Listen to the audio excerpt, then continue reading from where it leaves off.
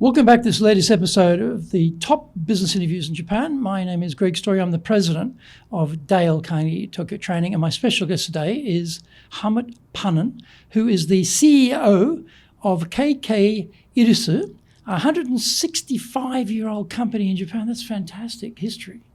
That's amazing history. So give us a quick, very short explanation of how come this company is so long in Japan. There's very few foreign companies have that type of history. This is really something. Yeah. The company started in Japan when, at the end of the Tokugawa period, when the rumors came in the neighboring countries that the Tokugawa now will open the ports. And trading was only possible through Nagasaki at that time. Then the English and the Netherlands, because they had contracts to import something or a little bit. And so the founder of this company, he was in Indonesia and he heard about it. And with other trading people from Germany and from England, maybe Spain, no, not Spain, they didn't like the Spanish. Then he came here to Nagasaki and founded the company. And the foreigners, the Western foreigners, they lived on Dejima, which was a small island with one bridge. And everything was unloaded in Dejima and then brought over the bridge and checked by the Tokugawa period. There was also Chinese business, but the Chinese, they had lived in Nagasaki. So there came the founder is Mr. Kniffler, and our name now, Irisu, is the family Ilias in Hamburg, and Mr. Ilias, 20 years after the start of the company, joined the trading company, and Mr. Kniffler sold the company then to Mr. Ilias. So, and then this Mr. Kniffler wanted to make trade, and there was no trade contract for Germany with the Tokugawa. So this Mr. Kniffler returned to Germany, talked with Bismarck and the Emperor Wilhelm at that time. My goodness. So exactly, and convinced them, we need to make a contract. Because without contract, I cannot trade. Then maybe 4 or 5 years later, there was a contract. Until that time, Mr. Kniffler, the founder, he prevented to be Netherlands, and nobody could really check it. Oh, yeah. They then can't when tell the German, contract, Netherlands, he raised the hand and said, Actually. I'm German. So the trading started. And that time, the end of Tokugawa, beginning of Meiji, of course, there was a war, almost a war. All the parties, they bought a lot of weapons. And that time, then the product were ships and weapons, I think. Okay. So they were supplying the Tokugawa, or were they supplying the rebels? Or they were supplying both? the rebels. Supplying the rebels, the winners. Satsuma and Choshu were the winners, right? And then at that time, the Meiji period, of course, wanted to catch up with everything, with technology. The leaders, the young leaders understood they have to catch up. If not, they would be swallowed or destroyed like China. They saw that very clear. So then they sent young people to Europe to learn something, and they invited foreigners also to come to Japan and teach in universities and to import products. So the trading company Ilias, then when they opened port by port, always Ilias went into these ports. In the peak time, it was then in Yokohama. And it is said in our company history, it has been the biggest trading company at that time in Yokohama Harbor. Then. Oh, wow. Okay. So that is a long history. Everybody says this is great. I want to point out another point which is great for this company.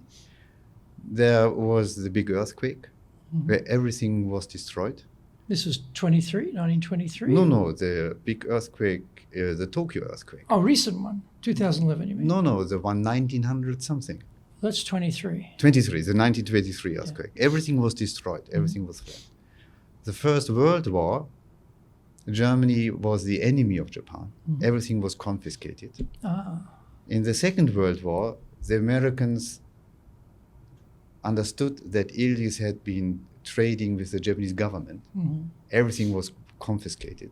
And every time the company started basically from zero, brought again capital, asked the employees who had been working let's start again from zero.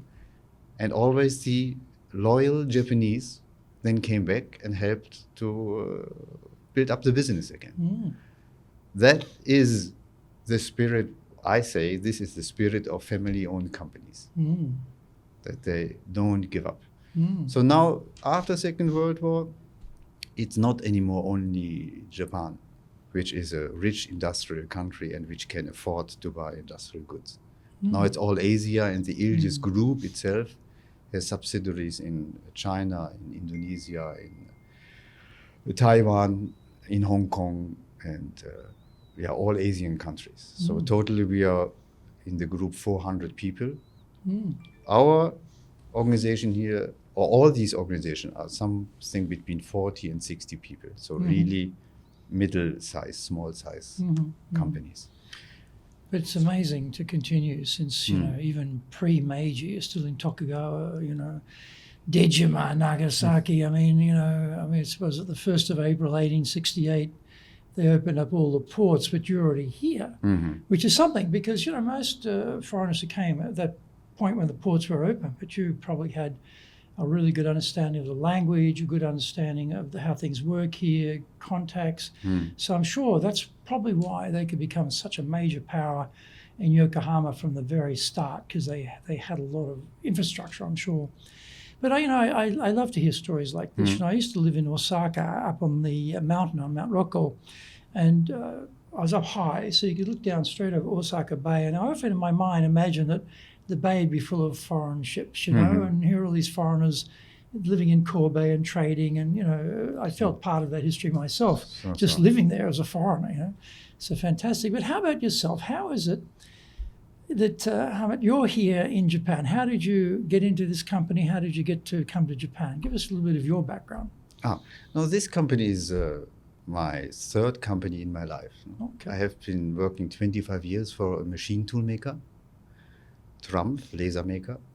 And from these 25 years, I've been working 15 years here in Japan. Then when I turned 60, I wanted to stay here. So then I did not want to go back to Germany anymore. So then I joined the Irisu company. So what fascinated me about Japan was quite early. I'm a mechanical engineer. And in my first company, I was sent here to start to sell technical equipment, vacuum coating equipment. And that company had a trading company as a partner, and I was so surprised about my first meetings. I wanted to sell an equipment, but the whole 2 hours discussion was about the problems they had with the previous equipment. And it became very, very clear, without solving the problems with the previous equipment, there will be no progress at all for any new equipment. And I'm from that generation. When we studied mechanical engineering, we realized that German automobile maker may be the next victim of Japanese technology, because we had many famous motorbikes, we had famous cameras, famous TV, audio, and all disappeared and lost against Japanese products. So maybe the Japanese car industry will also overtake. And then we engineers understood there is this secret of Japanese Kaizen and TQC. Then I wanted to know this.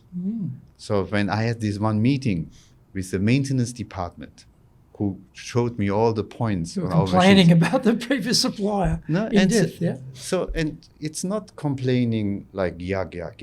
I mean, they have a very thorough list of things which do not work, and which basically the maker had said it will work.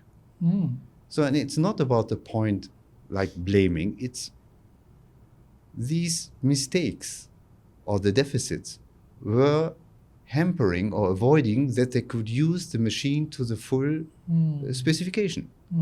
And they had to make money. They invested. They had expectations of uptime and quality of the product and so on. And it did not work as it was sold to them or as they understood it. And was this another German supplier that you were succeeding, or a different American, or No, that was a German machine, also German, a German right? equipment maker. I've always been working for a German So you couldn't machinery blame it. maker. You couldn't blame it on the Americans, for example, Ah, or no, the, no, or that the is- Brits or the French or No, something. no, no, that is all nonsense. Huh?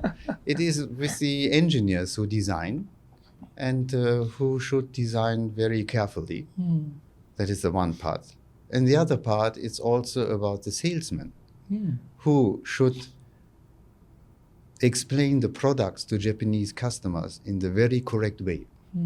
So my conclusion from this, and also in the next job, when I joined the next company and I lived here, for 5 years I was the service manager, and understood the trouble with the Japanese customer comes from the wrong expectation. The expectation management is so important. If you're a pure salesman, the best is you can promise everything. And But more. the more you promise, the bigger is the difference, and then comes the wake up. So that I learned in my 5 years as a service manager for my second company, for the TRUMPF company.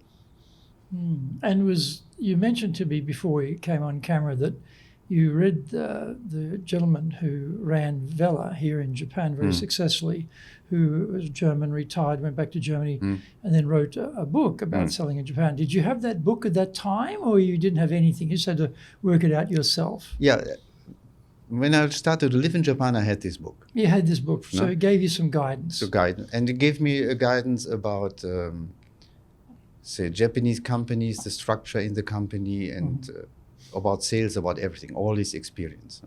How to ask consumer, then how to try to fulfill the need of the consumer, how to run a sales organization. It was about everything.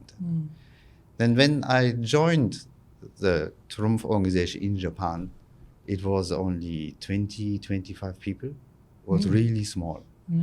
So TRUMPF in the field of laser is a world player. They have very, very high market share. And the competitors are the Japanese makers like Mitsubishi Electric and Amada. And the owner of TRUMPF, he always said that Japan for him is the cave of the lion, is the most difficult market, of course. Then which Japanese customer would need then a machine from a German maker? It's similar like the Toyota and, say, Mercedes. So who will buy a Benz? Basically, technically, you don't need a Benz in Japan. And if you buy a Benz, you take the risk that Benz doesn't have the service network that Toyota can offer you. And you take the risk that you have higher repair costs as from Toyota. But there's something on the Benz that some people love. Now, Benz is a consumer product. What we were selling are the machines which are used in the factory, and the customer manufactures something. So, but the service is therefore so more important. If the service is not good, the machine stops too long. Now, how to organize a service when you have in a small 20-person company? Yeah, that's extremely difficult. When your competitor has like 500 service engineers on the road. Okay. So from that point of view, that is the challenge of all machine makers who want to sell machines in Japan. So in that sense, 25 against 400 or 500 or 600 or whatever, how do you do it? What did you find was the way through there? Yeah, the point is the machine must be able to do something which the competitor's machine cannot do. It needs unique sales points. And that industry, it's mostly about quality and productivity. So then, maybe it's a simple mathematic. So the customer who buys that machine must earn so much more money than his competitor who has my competitor machines that he can endure like a 3-day or 5-day machine stop, which loses his money. So the machines need really much higher productivity. It cannot be like a Me Too plus 2 or 5%. And that time, when I worked in TRUMPF, the machines were like this.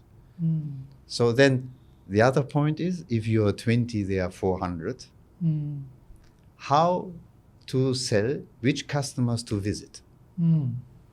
Because you don't have 100 salesmen. Yeah, that's right. From the 400, there are 100 salesmen. So, Limited, yeah. so then we developed or I developed the understanding also from that book. See, I divided Japanese market, market for machines which are used in the factory, not consumer. Just for people to know, I mean, it's probably written in German, the book, but there are probably German readers who watch this program. What's the name of the German gentleman who wrote that book, who is the Weller head here? Do you remember his name? No.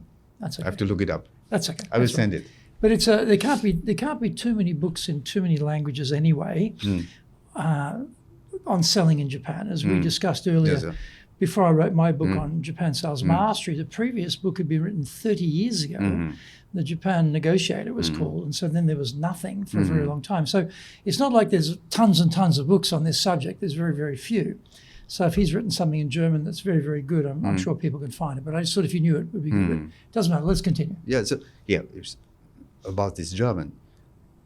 There was no internet when I lived here the first time. So right. I had to buy a dictionary, a book, in paper form. Yeah. Then the Japanese dictionary was for like printed 20 years before I started here, because there's no market for this. No market for it, yeah. This is also your point. No? There has been no market for books about sales, isn't it? No? So anyway, continue about the structure in selling investment goods in Japan. So I consider there are 3 layers. One, of course, are the very big ones. Nippon Steel, Toyota. They have excellent people. All the clever people of Japan work there. They are very thorough. And basically they are too intelligent. They can question and check everything very much in detail. To promote something in these companies, it takes like many, many years. And you wrote in your book, this kind of mathematic. So you have 100 visits, then maybe 20 tell you, okay, I'm interested, and then only 3 ask you for a quotation, and then maybe if you're lucky. That is the big companies. Then there are the very small companies. They call them here small and zero companies. Yeah. Zero. So these companies basically are very limited in their funds. They have to ask every time a bank, and then the bank asks them for security. And then I was concentrating on the middle layer. Middle layer, privately owned companies. So they decide quickly. They don't go through massive Excel sheets. And the owners know very well the technology. To say it in other words, for the car, for example, they were very skilled. If they hear a car, a BMW, they know whether this is a 6-cylinder or 8-cylinder, and they know the valve is now in 65 degree or 80. So they are so much in the gemba. So to show them a machine which is superior in higher productivity, they understand. They understand with a visit. So we concentrated on these kinds of customers, and then broke in these customers, convinced some of them, and then you have a reference. These customers are well known in their industry because the other one admire them. So then we call them influencers today, don't we? Yeah, but it's also important, I think, in Japan. No one wants to be the first mover in this country. They want the other guy or gal to buy it and test it.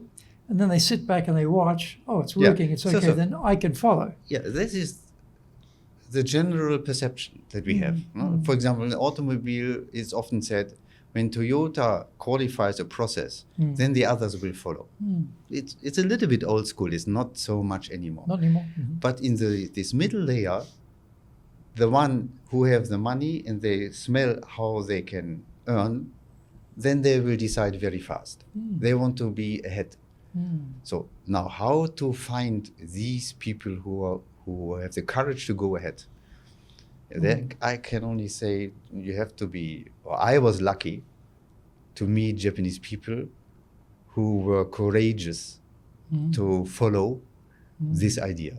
And they were courageous because they understood the technology.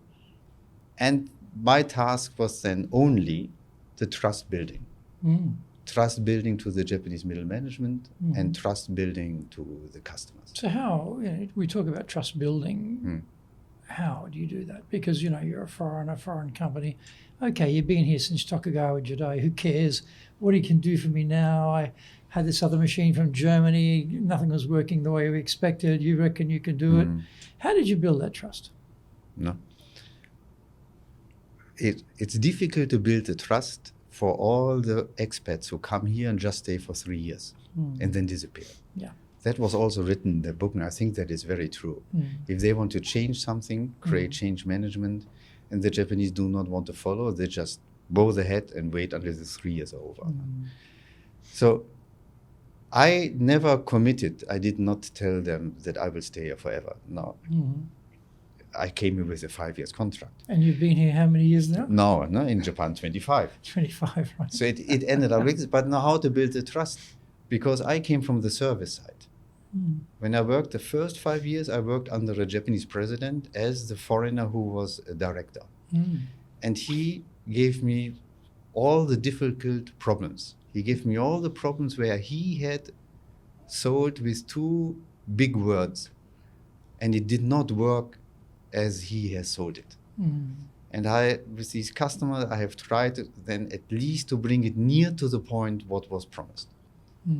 And that took then 1 year, 2 years, 3 years. And I never ran away from such kind of problem. All the people, all our management could me call to the most difficult cases. And I helped them as much as I could. Then after this time, I was called back to Germany for 5 years. Then I came back, I was called here the president, CEO of that company. Then I knew customers. I had a reputation that he's the guy who fixes, you can approach. And the salesman also knew whatever he says, then we can do it. So spending time, genba, with the people and listen to it and then solve as much as possible. And I have the experience that if you cannot completely solve it, 1 in 10 it goes bad, or 1 in 20. But 9 or 19 or so it goes well. And then the reputation will start. Well. No? Then it goes well. And I think it's interesting too in Japan, people do share. It always amazed me how much within an industry, how much sharing goes on across competitors. I mean, there are probably legal strictures on that in certain legal territories, but it's not price fixing necessarily, although that does go on too, I know. But there's a lot of sharing goes on. So if you've got a good reputation, I'm sure, and equally if you've got a bad reputation, that also goes around too. So if we think about when you first started leading in Japan, what was the first position you had here as an actual leader of a team?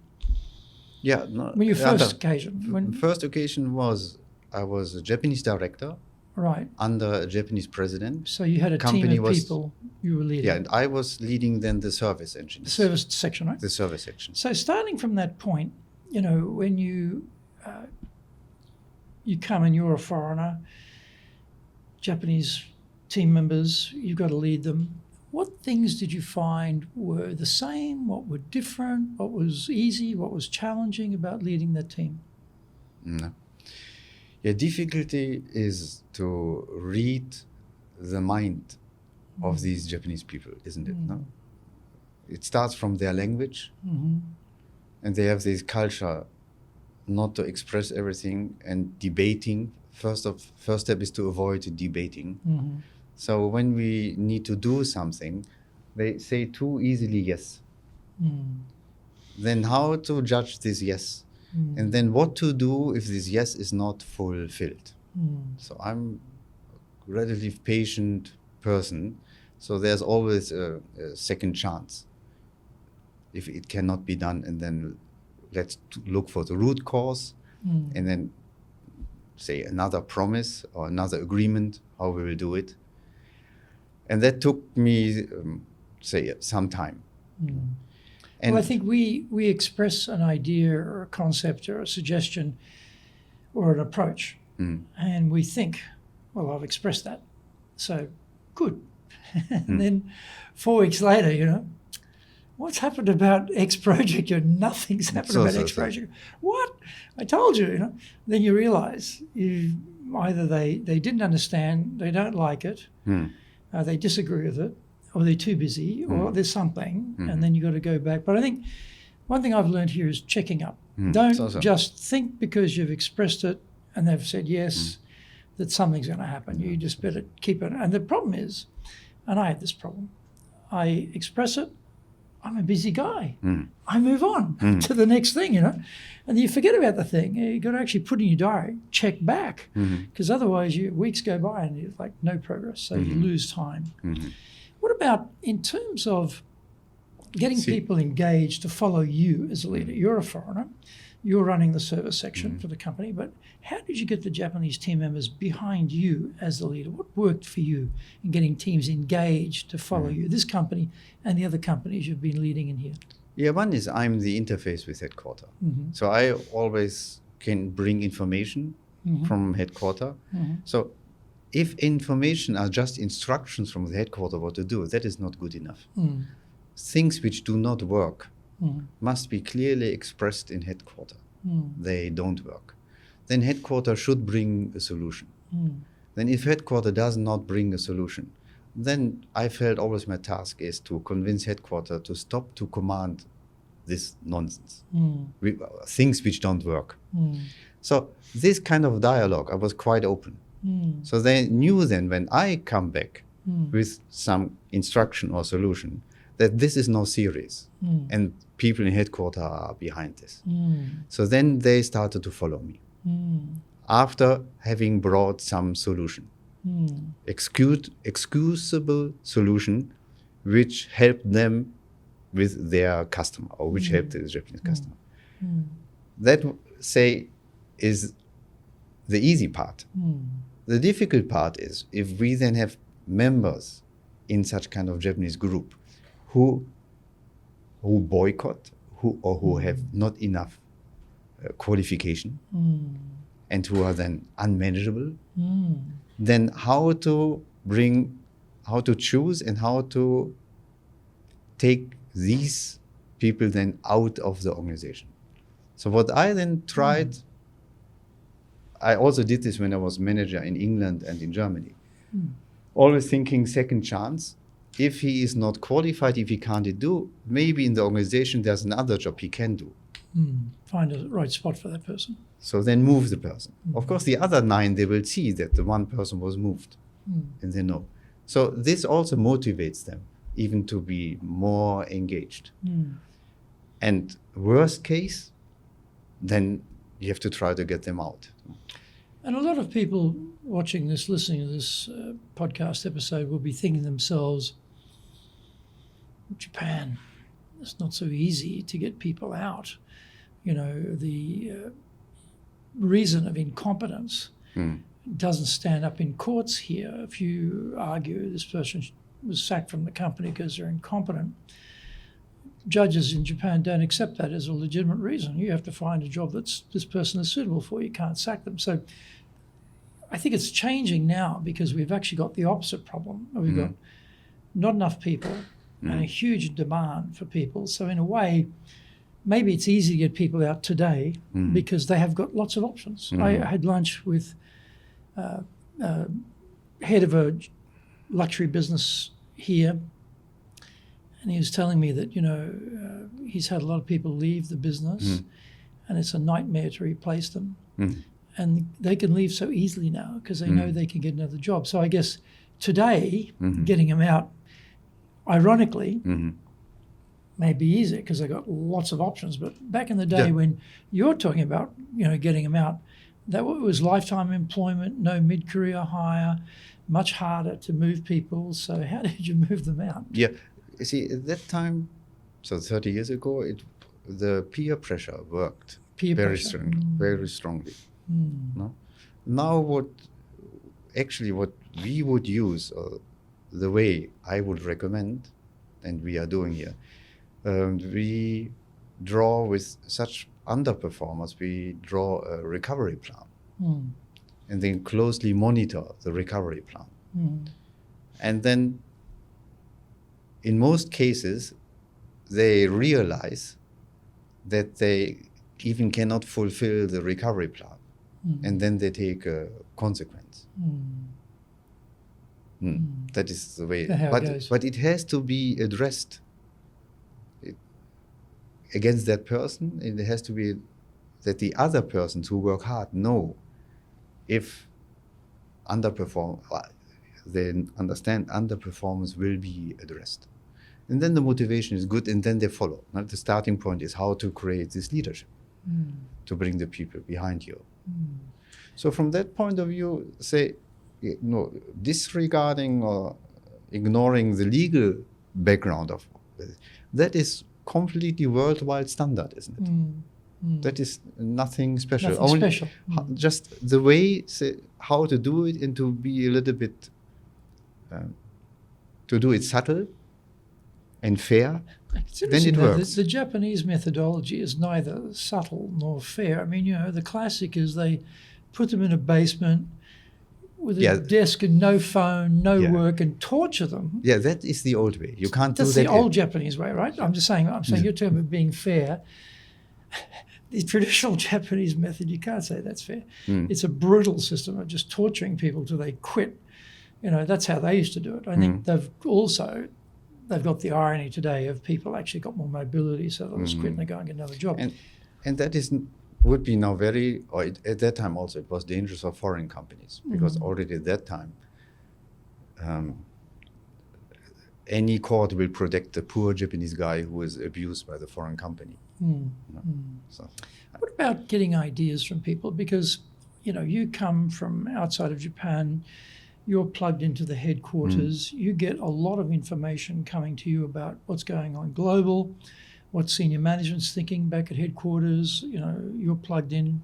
So you naturally are going to be coming up with ideas and this worked in Brazil, maybe we can use it here in Japan. All these things are going on, right? So often in that case, it tends that we as the leader can often become a very powerful source of innovation and ideas. And this is a problem I suffer from, because I'm a bit of an ideas guy, that sometimes I realize, all the ideas around here are coming from me. And I'm not getting any ideas from my team. And I've learned to shut my mouth and get them more involved to come up with the ideas. So what have you found works well for you to get ideas from your team to support the direction you want to take the business? No, see, the methodological approach to do workshops and creativity sessions in the company, or sometimes you have to take them out, that all works here too. And my tactic always has been, I bring the ideas from headquarters, and with a skillful management team around you, I said to them, the rule is either we do this idea or you bring a counter idea. But no idea is not accepted. That's fair enough. Yeah. So then mostly the ideas from Japanese are so they are so Kaizen, these smaller steps. Incremental. While the ideas from headquarters or from Western companies, we believe innovation. Yeah, transformational. So lucky me, all companies where I worked for also now in Irisu, they are very Japanese minded, and they appreciate Kaizen approaches. Is that on that point? So then have the Japanese taken the Kaizen idea back into headquarters? Have they influenced headquarters thinking about improvement? So that is now the sort of reverse export. So the owner of TRUMPF has sent his daughter and the son-in-law, who will later take over the company, for several years to work for Bosch here in Japan. Oh, really? So then he picked up all these Kaizen and TQC ideas and implemented them in headquarters. So for the Germans, then it was it was completely change of working in production, in administration. For me, the advantage was when I discussed with headquarters, I could use the vocabulary And they all accepted the vocabulary. They knew what direction it was going. No? And they knew Kaizen not just as a Japanese word, they knew it as a process and a way of thinking at every level. At every level. In the company. For every work. Why it works in Japan, isn't it? Isn't. You often see on television, they'll have some program on some artisan, could be cutting gold for lacquerware or doing something. And the person's been doing this for like 40 or 50 years, the same repetitious job, which in Japan is honoured. That person is thought to be a true master of their art, dedication, you know, decades of experience and practice, honoured, you know.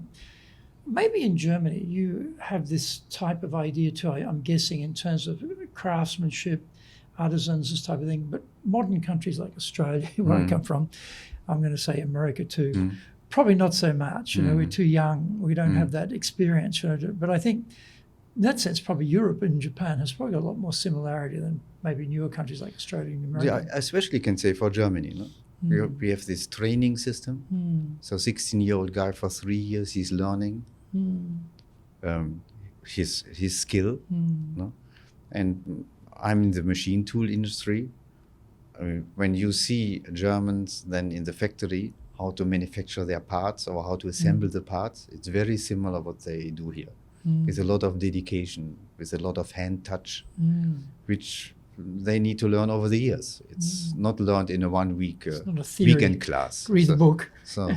Read the email. Yeah, this is also the reason why German machine tools in Japan are basically admired. And if, what I said before, if a Japanese machine cannot offer some kind of quality or productivity, which the German then can offer, the German machinery has a high reputation here. It's so the market share for German machines in Japan is below 10%.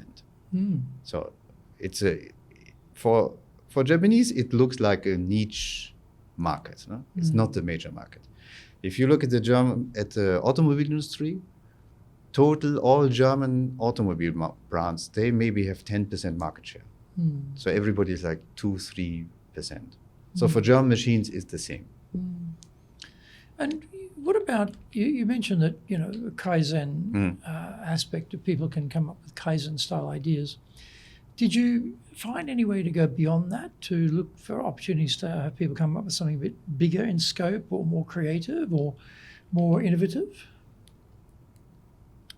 Yeah. In a sales and service organization, there is no playground for big innovations. No, what you do is the job that you do it perfectly without any error, searching the mudas and searching the mistakes and then training the people to avoid these mistakes. So in this organization, I never had the chance for really innovative meetings and big jumps forward. One of my tasks was basically like, how do you call that? I was a technical scout for my company because they wanted to know what kind of technology the Japanese competitors are using. No? And then every 2 years there are these big trade shows where then they all are together and show their newest innovation. And in my field, where I've been working, there is basically there was no innovation made by Japanese for machine tools, which would impress German engineers. What German engineers are impressed about Japanese machine tools are that they are, the specification is very much down to earth, and then the price for this machine is very competitive. While Germans, we are said to over-engineer. Okay. So it's over-engineering, innovation, over-engineering against practical, down-to-earth engineering. That is basically the competition between German machine tools and Japanese machine tools. And the picture now is completely threatened by Chinese competitors. No? Chinese machine tools are sold in the world market with prices Japanese and German cannot have a hard time to compete with. If you want to be successful as a leader, do the Leadership Training for Managers course. All companies need people who can both manage and lead. Leading people screams out for real skills in communication, dealing with all different types of people, being excellent at innovation, planning, delegation, handling mistakes, doing performance reviews really well, and inspiring and motivating the team. Do the Leadership Training for Managers course now in either Japanese or English. Leading is easy. Getting people to follow is the hard part. That is a great quote from Yogi Berra. Surprisingly, despite the complexities of leading here in Japan, everyone has to work it out by themselves. Foreign leaders want practical, applicable, expert advice. This is now available for the first time in history. Grab your copy of Japan Leadership Mastery on Amazon today and avoid the mystery, trial and error, especially the errors. So the cars are completely mixed now. If you ever go to Taiwan, go in Taipei, go to their National Museum. There's a grain of rice on which they've carved, I don't know whether it's a sutra in Chinese or it's something, they've carved something like an essay.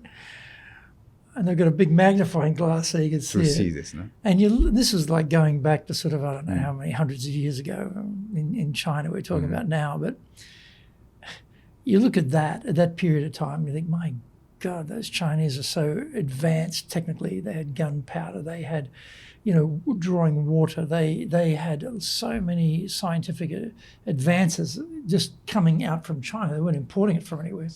So the fact that today, they can be very innovative and world class does not surprise me in the least. But coming back to trust, though, you mentioned before about trust in the company, trust in the supplier. But what about trust in you as the leader? What have you found works well? Not the supplier, not the supplier role, not with the buyer. I'm talking about your team, your Japanese team members in the different leadership roles you've had here over these many 25 years. What things have you found have worked well to get people to trust you and work for you? I think an important component is consistency. Consistency in the communication rules. That regularly meeting with people and sharing information in the same structure. That helps the Japanese people to consider there will be no bad surprises. And as this was my tactic, as they knew there are regular meetings, like monthly company meetings, where all information is openly shared, and small group meetings regularly, then slowly trust from their side will grow that there will be an opportunity to address something. And if there's an easy opportunity to address things, then we, as a leader, we should not be worried that suddenly something will explode. I found that very useful.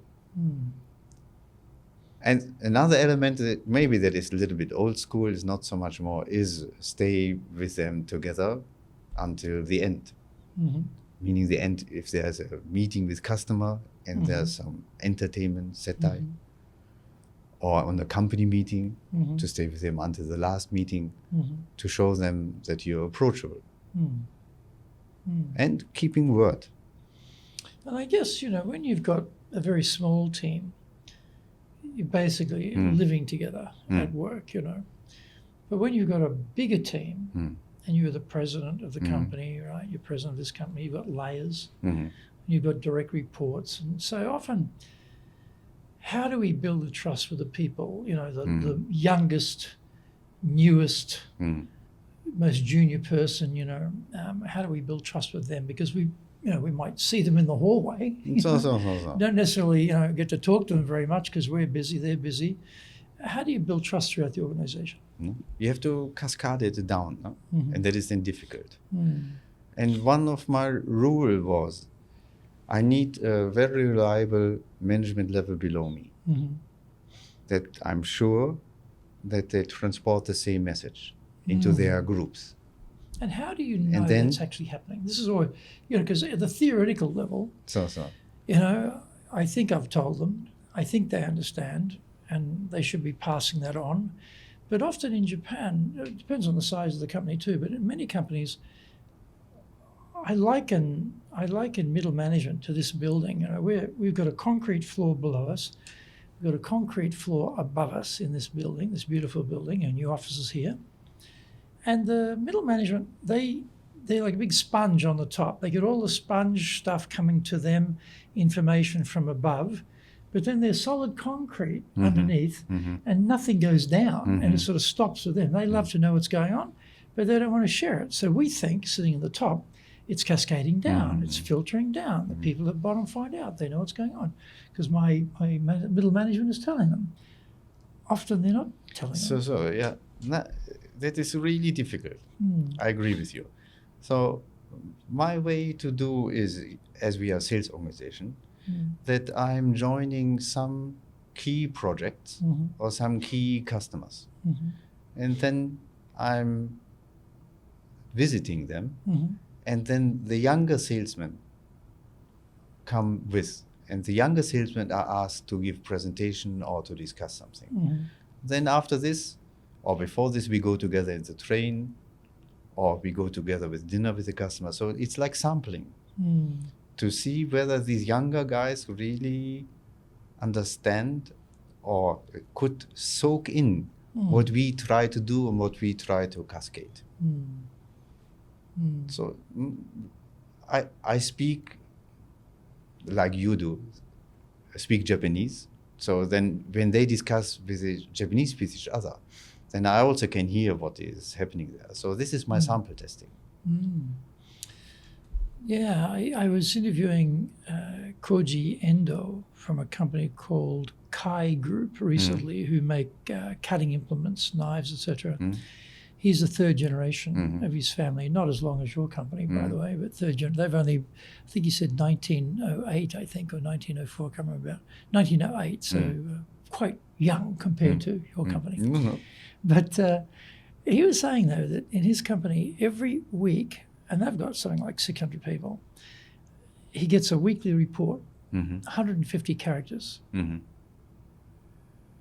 he goes through them. And I said, Endo-san, how do you have time to go through 600 versions of this 150? He said it's pretty short, doesn't take long. I couldn't believe it. But he's doing that to sense what's going on, and they can write about anything. They can write about anything, personal, work, whatever. And I thought, wow, and his senior management read them too. I was amazed, like, wow, that's really digging in deep every week, something, so. Yeah, there are all these different cultures, not only in Japan, I mean, it's also everywhere in the world. Like people are asked to write a weekly report. Then, now recently we have LinkedIn. Yeah. Sorry, not we have DeepL. So now it's easy. I cannot read Japanese emails. And I have 3 colleagues on director level. 2 of them are Germans, 1 is Japanese. The Japanese one is the HR guy. So we Germans, we do not read all the emails, the Japanese emails. From reading, we are depending on the regular reports from the department managers. So it would be great to be able to read all the emails, but then you're really, as you said, you're crazy business. What do you do the rest of your week? Because you spend the whole time reading emails, right? Then as a foreigner, I think you very much, if not completely, depend on the management team below you, with who you work, that they transport the message. Yeah, one other way to feel the temperature in the company, we do staff survey. How often do you? What's the One cycle? time per year. Once a year. One time a year. And in TRUMPF, in the previous company, they did it worldwide. And then came this famous story that the Japanese rating was then not so good, until I could explain them that Japanese understand this as a Kaizen proposal, not as a satisfaction proposal. But in these proposals are good ideas. No? There must be some pre-comments, and we do this here too.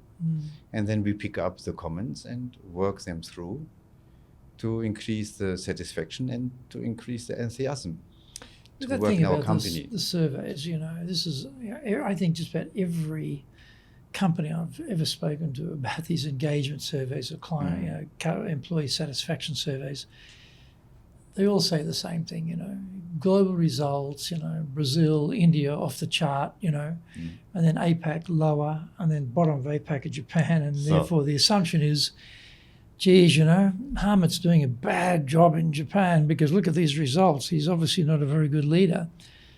But the way of thinking about these, I found there's two things around this. One is obviously the Japanese approach to it. They think out of a scale of 10, they think 5 is a good mark, pretty good mark. 5 out of 10 is a pretty good mark, right? That's not helpful. The second thing is I found this too in a couple of companies I've worked in, that we went back and we had a good look at the translation from English, because it's always translated from English, and often these things are done centrally. So they just outsource the translation to a company that does Japanese. But the nuance is sometimes not there. And you've got to go back in and really have a good look at the translation and make sure that how it's expressed in Japanese is actually asking the right question, and not a little bit slightly off center question. So I found those two things to be helpful. And so therefore, I'm very happy with the Japanese HR director because he's phrasing then he's correctly. doing it properly, right? Yeah, good. So then we can compare, and we are not judged against any other, because the subsidiaries in Irisu are all Asian subsidiaries. I was giving a keynote speech to a multinational company's entire C-suite. We're visiting Japan, and they asked me to come and give a talk about business in Japan. And at the question time, the HR person asked me about these surveys, because obviously they're having the same problem. I explained this, and the country head was sitting there. He was so happy, I can tell you, because he says it. They think, oh well, he's just excusing himself. He's justifying these poor results. But me being outside and neutral, I say it. Somehow it's suddenly true. The point is true on both cases, but sometimes having an external consultant sort of thing say it is easier. But in terms of coming up with culture, because your company has a very long culture in Japan. You have a headquarter culture, and then you have the Harmut culture. You've got all these different layers of culture. What have you found works well to build the culture that you want in Japan? Yeah, I'm sometimes blamed by my wife that I'm too Japanese. Oh, really? But I think I blended in well, and I think I know how to hook, how to grasp Japanese people, either our members or customers, and then how to manipulate or how to guide the headquarter, not to ask impossible things. Yeah. So, but overall, most things which work well in management in the world also work well in Japan. So, for example, anything particular you're thinking about? Yeah, for example, MBO. MBO is the perfect tool to explain. So the way how we explain to our Japanese is, let's agree on targets which personally develop you, and we as a company will benefit from your development. What I always say is, take your time, learn something with us, and then in 5 years you will be another person. You will be more valuable in the Japanese market, and then you can decide your future. So this kind of approach, everybody is, so how do you say, energized and enlightened to do. Now, MBO when I worked in Germany, it had a very bad reputation because it was said that it is a top-down instruction to reach sales target. In our MBO that we do here, 1 out of 3 is related to sales. The other is related to things that we really need here in the company. And what people, we ask them, please learn this. And if you learn this, then you raise and you grow up. So MBO works well. So then give me an example. What do you think what really does not work in Japan? What I think? Yeah, if you have the right people. What is really problem if you have the wrong people? Then you really you bang your head against the wall if you're working with the wrong people. If you're working with the right people, that's true. Yeah, it makes a it's difference. smooth as butter. Yeah, that's a little bit exaggerated, but it's Bit of really exaggeration, but it's pretty good. It's Can be pretty really. good. What about if someone rang you up and said, Harmut, look, I'm just being given this big job in Japan to run the organization there. What advice do you have for me to be an effective leader in Japan? What advice would you give them? Read these books. Read these books, especially my book. Yeah, really. No? Yeah. To come completely blank to Japan and not being aware that business is business. It's all over the world. But the way how to approach people to make the business in this country is different. It is just about the approach. And if you use the correct approach, it all will work. I have always the image of a key with a lock. I mean, if you bring the German key and try to put in Japanese lock, it will not work. So what you have to do with your key is you have that grind off and maybe that add, and then it will work. Huh? And another thing, a good metaphor. And what I would advise, what helped me a lot, I had always a mentor when I was here. So because as a leader, then when I had the small group, there were of course frustrating time when it does not come, it is not done as we expect, or it doesn't work out, also in the stress with headquarter.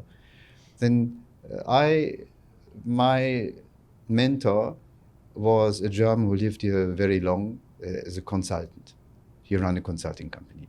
And I met him 1 time per month for 2 or 3 hours.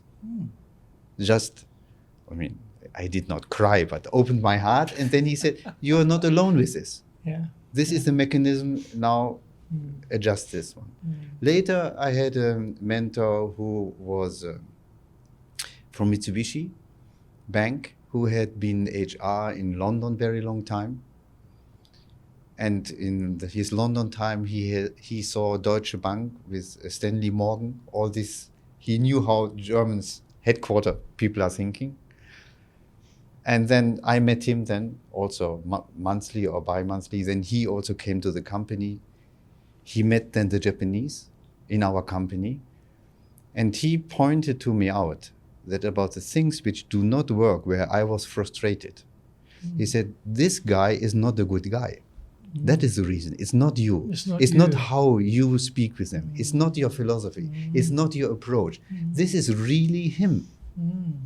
That was very helpful, this kind of outside view. That's interesting. So I was mentored in my 20 years Japan, more than 15 years like this. That's a long time. Most people don't have a mentor at all. Yeah, let alone 15 years. Yeah, right? so and it's difficult to find a mentor. It is. Or maybe. It is. And I think today there's been a boom in executive coaching, but I find executive coaching, receiving it, very frustrating, because they go for these international certifications as coaches, and what they teach them is your job is to ask questions, and you use the Socratic method to extract self-discovery from the person you're working with. Nothing wrong with that. So terrific. That's all great. Yep. No problems with that. What I want is more than that. I want that, but I also want, well, what's been your experience here? What have you seen with that? Which part of the key did you have to grind to get it to fit the lock? And what's worked and what hasn't worked? And I want that degree of depth. I want mentorship, not coaching. There's a difference between the two. And I do. I call it. I want the mentoring. I don't mentoring. I don't want to receive coaching. I don't need someone ask me a bunch of questions for me to find the answer. I want more of that. But I also do executive coaching, but I shouldn't call it coaching because it's really mentoring. Greg, you mentioned something about like failure. We must discuss with our staff also the failure. Because failure is also learning. And then this learning and reflecting then means not to repeat the same mistake. And failure is not blaming them, but failure is the chance then to go to a next step. To create an atmosphere that failure can be discussed without being blamed. I love to watch Japanese business movies. So Netflix, when they show the old school, then Butcher is standing there, Mokyo, Tashe, and shout and screams, and everybody who cannot reach is the old movies, and then have to bow down the old style. Then, even fall on the floor sometimes. So that never worked for me. And now also in the modern time, with the people that we hire now, it will not work, I think. Well, certainly not today. I mean, I think if any leader who had his failing staff member, sales people particularly, do doggies on the floor in atonement for their lack of success, after they got up from the floor, they'd walk straight out the door and get a job somewhere else, and they wouldn't put up with it. They just would not put up with that. But coming back to any other advice you'd give someone to be successful here as a leader? Then look the customer into the eye and look your staff into the eye. So I had to do 2 times of restructuring. So until the last day, I was together with the staff. Then comes the bye-bye party and stay until the last day in face of the person that has to leave the company. That creates an atmosphere in the company that you are trusted. And the same thing with the customer. Even if it doesn't work, visit again and take the words serious. I've learned in business the most from customers who have been blaming me. To say this more concretely. So in Japan, we were a small organization. That was the previous company. While all over the world, America, Europe, market leader. So one customer visited the American facility and was so impressed what kind of high-skilled engineer they were working. And he came back and he told me, Pannen, my expectation is that you are also able to grow now TRUMPF Japan on that kind of level. What your people can do now is not enough for me. And he guided me and he called me every other year and then pointed again out what was wrong. Not like the maintenance department, but really friendly. And I gave promises to change the company in this direction. And then the company was growing. Now in TRUMPF Japan, at that time I think in my time, it's 4 times more turnover and stuff. Wow, and fantastic. And ideas come from the customer. And some good ideas come from not satisfied customers, not only the one who are pleased. Yeah, well, I mean, they are at the Gemba, right? And they've got the needs, and they're also looking at the market, and they're thinking about positioning themselves, differentiation, advantage. How could we change something we're doing? Can we get someone to help us to make that change? I can understand that. No.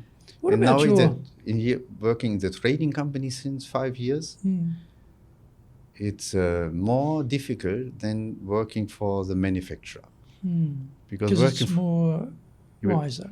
Yeah, working for a manufacturer, we know basically what kind of machinery will come, and I could be more solid on this expectation management.